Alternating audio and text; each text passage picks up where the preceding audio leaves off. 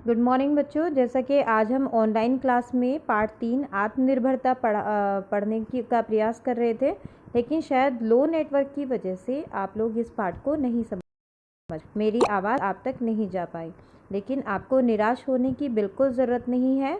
मैं आपको ये वीडियो इसीलिए भेज रही हूँ ताकि आप लोग इस पार्ट को समझ पाओ। बच्चों, इस दुनिया में सबसे बुद्धिमान प्राणी कौन है? यदि हम इसकी बात करें तो आप बोलोगे कि मनुष्य। हाँ, सच में मनुष्य जितना बुद्धिमान इस संसार में कोई भी नहीं है। मनुष्य की मूलभूत ज़रूरतें कौन कौन सी होती हैं, जिन ज़रूरतों के बिना वो दुनिया में ज़िंदा नहीं रह सकता? क्या? रोटी, कपड़ा और मकान। इन ज़रूरतों के लिए वो किस पर निर्भर होता है? वो प्रकृति पर निर्भर होता है, पेड़ पौधों पर निर्भर होता है। जिस तरह से मनुष्य अपने खाने के लिए, अपने मूलभूत ज़रूरतों के लिए पेड़ों पर निर्भर होता है, क्या उसी प्रकार से पेड़ भी किसी और पर निर्भर होते हैं अपने भोजन के लिए या ज़रूरतों के लिए? बिल्कुल निश्चित, बिल्कुल नहीं। वो बिल्कुल भी दूसरों पर निर्भर नहीं होते, और यही गुण आत्मनिर्भरता का गुण कहलाता है। बच्चों, जब हम अपनी छोटी छोटी ज़रूरतों के लिए किसी दूसरे पर निर्भर ना होकर के स्वयं पर निर्भर होते हैं, तो यही गुण आत्मनिर्भरता का गुण कहलाता है। आज हम श्री रामचंद्र शुक्ल जी द्वारा लिखा गया यह पाठ पढ़ेंगे और समझेंगे। रामचंद्र शुक्ल जी हिंदी के एक बहुत अच्छे कवि और बहुत ही अच्छे निबंधकार हैं, जिन्होंने बहुत सारे निबंधों की रचना की है। रामचंद्र शुक्ल जी का जन्म 1884 में बस्ती में हुआ था, बस्ती नामक ज़िले में हुआ था। वहाँ पर उन्होंने अपनी शुरुआती शिक्षा एक अंग्रेज़ी विद्यालय से शुरू की, और फिर उन्होंने स्वाध्ययन द्वारा यानी स्वयं अध्ययन करके हिंदी, अंग्रेज़ी, संस्कृत, बांग्ला आदि भाषाओं के विभिन्न साहित्यों का अध्ययन किया। इस प्रकार से अध्ययन में रुचि के कारण उन्होंने हिंदी साहित्य में लेखन का कार्य भी शुरू कर दिया, मतलब लिखना भी शुरू कर दिया, और उन्होंने हिंदी साहित्य में अनेक कविताएं और निबंध लिखे। कालांतर में उन्होंने काशी हिंदू विश्वविद्यालय में एक अध्यापक के रूप पर काम करना शुरू कर दिया, और मरणोपरांत तक यानी मरते दम तक वो काशी हिंदू विश्वविद्यालय में ही कार्य करते रहे। छात्रों, आज हम उन्हीं के द्वारा लिखा गया पाठ आत्मनिर्भरता का अध्ययन करेंगे। आत्मनिर्भरता एक ऐसा गुण है जिससे कोई इंसान क्या, समाज और राष्ट्र भी विकास कर सकते हैं, यानी सबका विकास हो सकता है। यह जीवन का एक आभूषण है, और वीर और जो भी कर्म करने वाले इंसान हैं, जो कर्म को ही सर्वोच्च स्थान देते हैं, उनके लिए तो ये भगवान की तरह है। हमारी उन्नति के लिए भी हमें आत्मनिर्भर बनना बहुत ज़रूरी है, यानी अपने आप पर निर्भर होना बहुत ज़रूरी है। हमारे देश में जो लोग भी जिन लोगों ने भी विकास किया, जो भी बड़े बड़े इंडस्ट्रियलिस्ट हैं या बड़े बड़े एजुकेशनिस्ट हैं, सभी आत्मनिर्भर बने, तभी उन्होंने इतना अधिक विकास किया। अगर हम बिजनेसमैन और इंडस्ट्रियलिस्ट की बात करें तो टाटा, बिरला आदि सभी, मोदी, अंबानी सभी आत्मनिर्भर रहे, और आत्मनिर्भर होने के कारण उन्होंने अपना ही नहीं बल्कि सारे देश का नाम रोशन किया। विद्वानों का यह कथन बिल्कुल ठीक है कि नम्रता ही स्वतंत्रता की धात्री व माता है। यानी लेखक कहना चाहते हैं कि जो भी विद्वान लोग, बुद्धिमान लोग कहते हैं कि नम्रता से ही स्वतंत्रता मिलती है, यानी नम्रता, नम्र स्वभाव से ही हमें, नम्र स्वभाव ही स्वतंत्रता की माता है, तो ये बिल्कुल ठीक है। धात्री मतलब धाय माँ, पालन पोषण करने वाली है, और माता है, तो ये बिल्कुल ठीक है। लेकिन बहुत से लोग भ्रमवश यानी संदेह के कारण, शक के कारण, अहंकार वृत्ति यानी कि घमंड की आदत को स्वतंत्रता की माता समझ बैठती हैं, लेकिन ऐसा नहीं है। घमंड करने की आदत स्वतंत्रता की सौतेली माता है। स्वतंत्रता मतलब आज़ादी की सौतेली माता है, जो कि हमारी आज़ादी का सत्यानाश कर देती है। चाहे संबंध ठीक हो या ना हो, यानी नम्रता को हम आज़ादी की माता कह रहे हैं, चाहे ये सच हो या ना हो, लेकिन इस बात को तो सभी लोग मानते हैं कि आत्म संस्कार के लिए, आत्म संस्कार यानी कि अपने अंदर अच्छी आदतें डालने के लिए थोड़ी बहुत तो मानसिक आज़ादी ज़रूरी है। उस आज़ादी में अभिमान यानी घमंड और नम्रता दोनों का मेल भी हो सकता है, और ऐसा भी हो सकता है कि केवल नम्रता ही हो। ये बात तो सच है कि जब इंसान इज़्ज़त से अपनी ज़िंदगी जीना चाहता है, यानी मर्यादापूर्वक ज़िंदगी जीना चाहता है, तो उसके लिए आत्मनिर्भरता बहुत ज़रूरी है, और आत्मनिर्भर होने के बाद ही वो अपने पैरों पर खड़ा हो सकता है। युवा को ये हमेशा स्मरण स्मरण अर्थात याद रखना चाहिए कि वह बहुत कम बातें जानता है, यानी जो कुछ उसको आना चाहिए उसको उतना कुछ नहीं पता, और जैसा उसको अपने जीवन में बनना है उससे वो बहुत पीछे है। उसकी ज़रूरतें तो बहुत ज़्यादा हैं, ज़रूरतें यानी आकांक्षाएं, यानी ज़रूरतें बहुत ज़्यादा हैं, लेकिन उसके अंदर उतनी योग्यता नहीं है। उसे हमेशा ये याद रखना चाहिए कि उसे अपने से बड़ों का सम्मान करना चाहिए, और अपने से छोटे और जो उसके बराबर वाले हैं उनके साथ वह सदैव कोमलता का व्यवहार करे, कभी भी उनसे कठोर शब्द न बोले। ये बातें हमें अपनी मर्यादा के लिए तो बहुत ही ज़रूरी है, यानी जब हम दूसरों के साथ कोमलता से व्यवहार करेंगे तो दूसरे भी हमारे साथ वैसा ही व्यवहार करेंगे। ये संसार किससे मिलकर बनता है? हम सबसे ही मिलकर के बनता है। संसार जो है विभिन्न प्राणियों का समूह है, विभिन्न लोगों का समूह है, तो हम सब लोग मिलकर के इस संसार का निर्माण करते हैं। यानी इस संसार में जो कुछ हमारा है, यानी हमारा क्या क्या है, हमारा शरीर, हमारी आत्मा, हमारे कार्य, हम कैसे कार्य करते हैं, हमारा घर और हमारे बाहर की जो स्थिति है, वो हमारे अंदर बहुत से गुण होते हैं और बहुत सी बुराइयां होती हैं। ये सब मिलकर के इस संसार की रचना करते हैं। तो इस संसार को अच्छा बनाने के लिए क्या ज़रूरी है कि हम अपनी आत्मा को नम्र बनाएं, अपनी आत्मा को कठोर ना बनाएं, किसी के साथ कठोरता का व्यवहार ना करें, बल्कि कैसा व्यवहार करें? नम्र व्यवहार करें। नम्रता से आचार्य रामचंद्र शुक्ल जी का मतलब दब्बूपन से नहीं है। दब्बूपन मतलब किसी से दबने वाली आदत से नहीं है कि हम दूसरों से दबने लगें। दब्बूपन एक ऐसी आदत है जिससे मनुष्य दूसरों का मुंह देखने लगता है, और वो अपने दृढ़ निश्चय नहीं ले पाता। उसके जो दृढ़ निश्चय होते हैं वो भी कमज़ोर पड़ जाते हैं, यानी जो भी निर्णय वो लेता है वो कमज़ोर पड़ जाते हैं, और जो उसकी बुद्धि होती है, बुद्धि भी धीमी हो जाती है, मंद हो जाती है, जिसकी वजह से वो जिस क्षेत्र में भी उसको आगे बढ़ना चाहिए वो उसमें पीछे रह जाता है, और ज़रूरत पड़ने पर जब भी उसको जल्दी से कोई डिसीज़न लेना होता है तो वो नहीं ले पाता। मनुष्य का जीवन उसी के हाथ में है, वो अपने जीवन को जिधर चाहे उधर ले जा सकता है। सच्ची आत्मा वही है जो हर परिस्थिति में, हर स्थिति में अपना रास्ता अपने आप निकालती है। अब बच्चों, तुम्हें क्या करना चाहिए अपने जीवन में और क्या नहीं करना चाहिए, इसका ठीक ठीक उत्तर तुम्हें स्वयं को खोजना होगा, ना कि तुम किसी दूसरे से पूछोगे। अपने जीवन में आपको क्या करना है, क्या नहीं करना है, इसका उत्तर आपको स्वयं ढूंढना होगा। आपका कितना भी अच्छा दोस्त हो, वो भी आपके इस काम को नहीं कर सकता। आपको स्वयं ही सोचना पड़ेगा कि आपके लिए क्या ठीक है और क्या गलत है। हमें जो भी अनुभवी लोग हैं, यानी जिनको जीवन का बहुत ज़्यादा एक्सपीरियंस है, बहुत ज़्यादा अनुभव है, उनकी बातों को बड़े ही आदर से सुनना चाहिए। और जो भी बुद्धिमान लोग हैं, वो जो भी हमें सलाह दे उनको बड़े ही उपकार की तरह मान करके पालन करना चाहिए। जैसे उन्होंने हम पर कितना बड़ा उपकार किया है, कितनी बड़ी दया की है। ये बात तो निश्चित है कि हमारे कामों से ही हमारी रक्षा भी हो सकती है और हमारा पतन भी हो सकता है।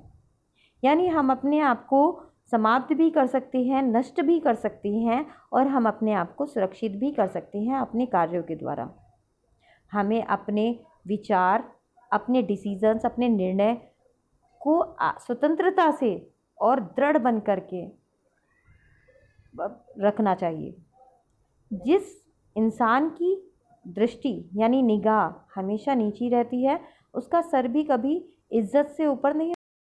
हाँ, ऐसा तो ज़रूर होता है कि नीची दृष्टि रखने से, नीचे नज़र रखने से हम अपने रास्ते पर सही चलते रहते हैं, लेकिन ये पता नहीं चलता कि ये रास्ता हमें कहाँ ले जा रहा है। रास्ते पर तो चल रहे होते हैं लेकिन भूल जाते हैं कि जाना किधर है।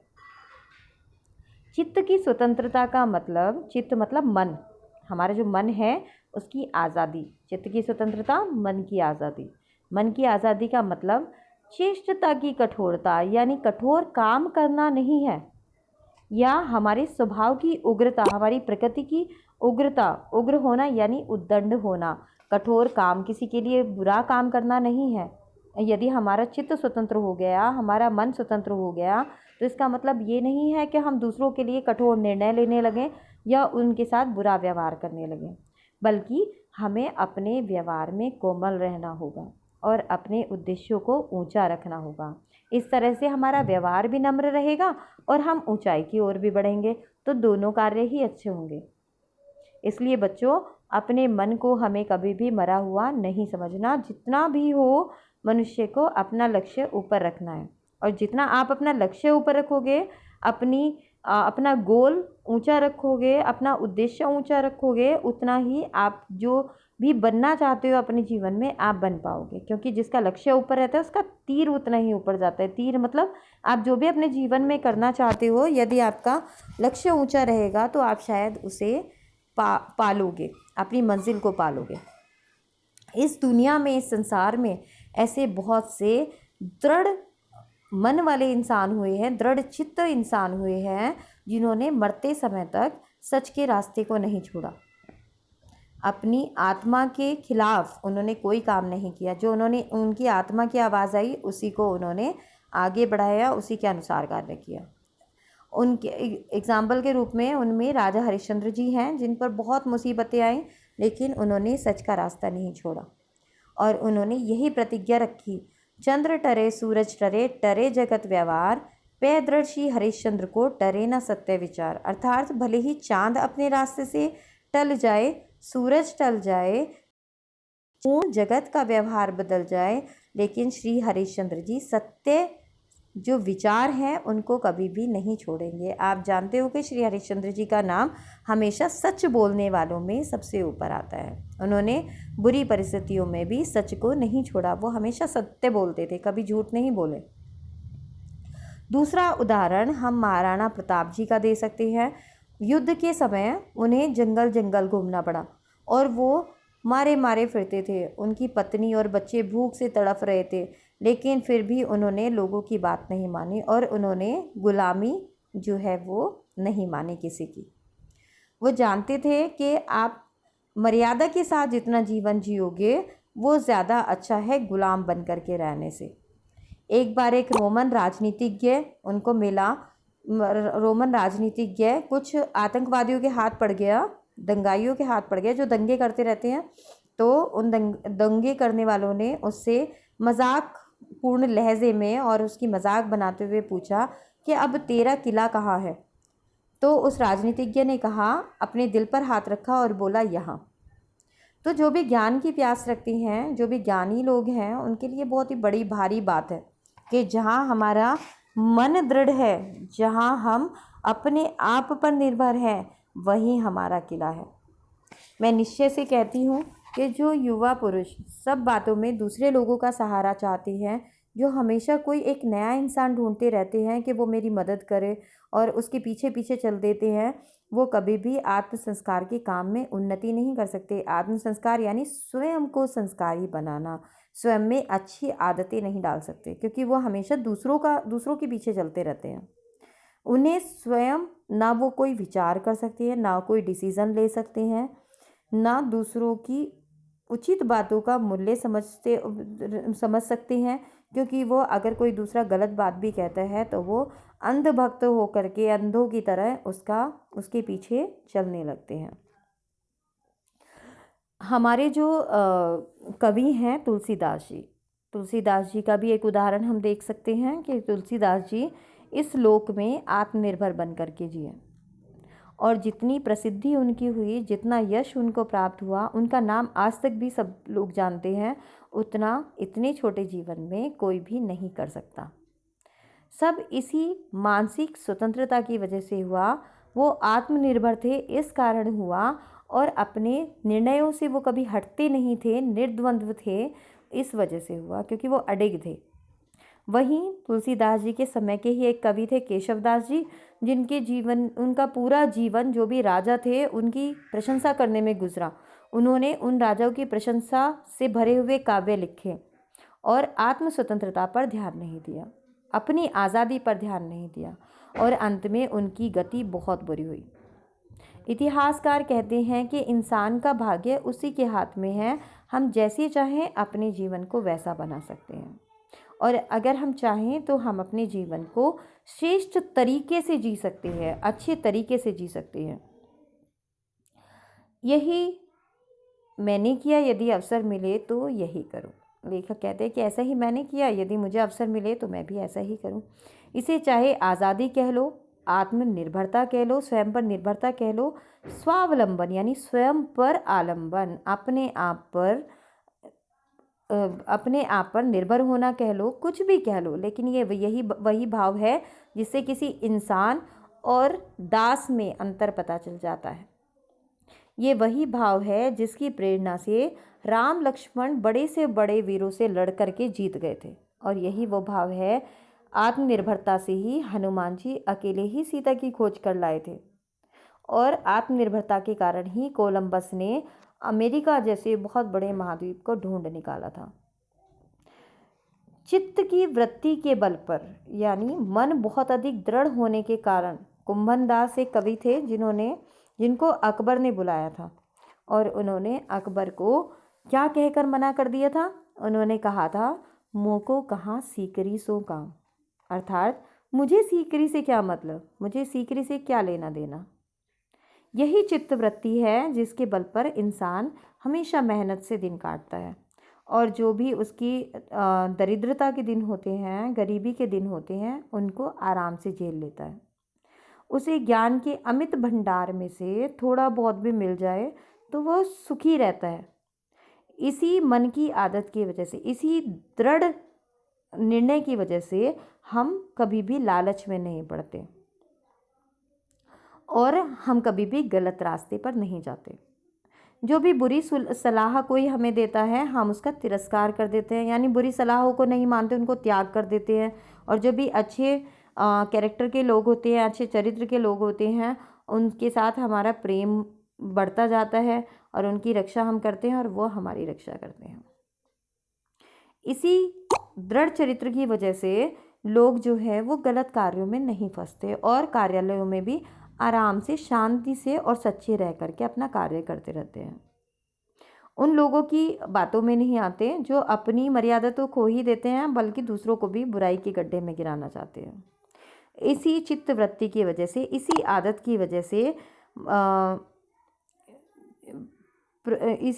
वजह से, बड़े बड़े लोग ऐसे समय में, बड़े बड़े लोगों का भी उनके साथियों ने ऐसे समय में साथ छोड़ दिया जब उनको उसकी ज़रूरत थी। इस चित्तवृत्ति की दृढ़ता के कारण दरिद्र जो गरीब लोग हैं, वो दरिद्र लोग जो गरीब लोग हैं और बिना पढ़े लिखे लोग हैं, वो अंधकार से, अज्ञानता से निकल करके वो उन्नत हुए, यानी विकसित हुए, और विकास के रास्ते पर आगे बढ़े। और उद्योगी लोग, अध्यवसायी लोग जो है वो आगे बढ़ते गए। उद्योगी मतलब मेहनत करने वाले जो लोग थे, और स्वयं अध्ययन करने वाले जो लोग थे, उन्होंने समृद्धि हासिल की, यानी उन्होंने भी विकास किया।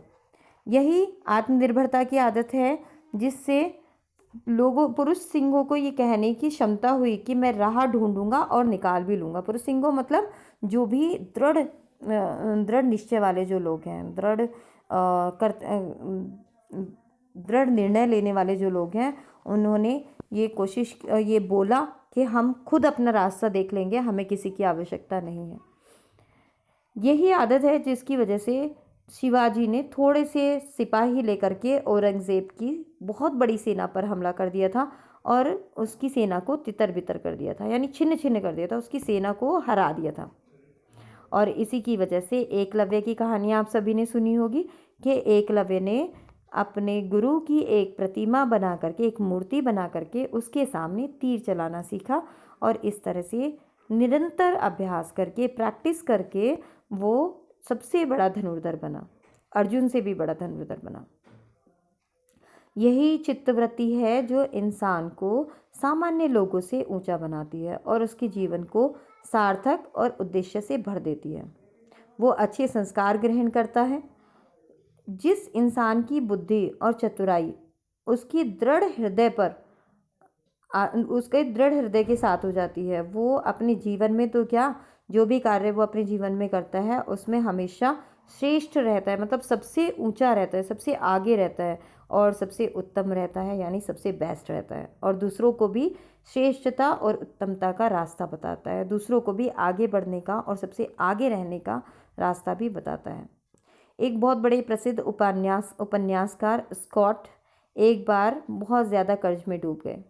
उनके दोस्तों ने उनकी सहायता करनी चाहिए कि चलो हम इनकी मदद कर देते हैं, तो उपन्यासकार स्कॉट तैयार नहीं हुए और उन्होंने स्वयं अपनी जो भी उनके अंदर काबिलियत थी, लिखने की जो काबिलियत थी उसको निखारा और उन्होंने काफ़ी सारे उपन्यास लिखे, और देखते ही देखते उनके उपन्यास इतने ज़्यादा बिके कि उन्होंने बहुत थोड़े से समय में लाखों रुपए का कर्जा अपने सर से उतार दिया।